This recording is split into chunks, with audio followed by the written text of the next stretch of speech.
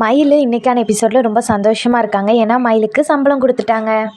மயில் வேலை செய்கிற வீட்டில் உள்ளவங்க மயிலுக்கு சொன்ன மாதிரியே 17,000 ரூபாய் சம்பளம் கொடுக்குறாங்க. சம்பளத்தை வாங்கினோன்னே மயில் மீனாவுக்கு தான் கால் பண்ணி சொல்கிறாங்க, இந்த மாதிரி சம்பளம் கொடுத்துட்டாங்கன்னு சந்தோஷமாக சொல்லவும் மீனாவும் ரொம்ப சந்தோஷம் அக்கா அப்படின்னு சொல்லி சந்தோஷப்படுறாங்க.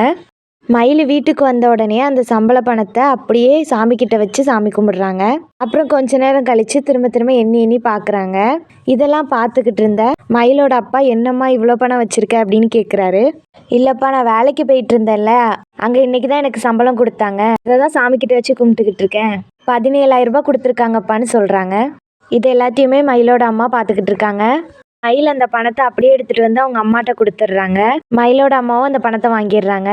மயிலோட அப்பா, இந்த வீட்டுக்காக நீ எவ்வளோ உழைக்கிற அப்படின்னு சொல்கிறாரு. இதை கேட்டோன்னே மயிலோட அம்மா, அவள் ஃபுல்லாக இங்கே தான் தங்கியிருக்கா, இங்கே தான் சாப்பிட்றா, அதுக்கெல்லாம் சரியாக தான் பணம் கொடுக்குறா அப்படின்னு சொல்லி அந்த பணத்தை வாங்கிட்டு போயிடுறாங்க. மயிலோட அப்பா மயில்கிட்ட, உங்கள் அம்மா இப்படி தான் ஏதாவது பேசுவா, இதுக்கெல்லாம் நீ ஒன்றும் வருத்தப்படாதம்மான்னு சொல்கிறாரு.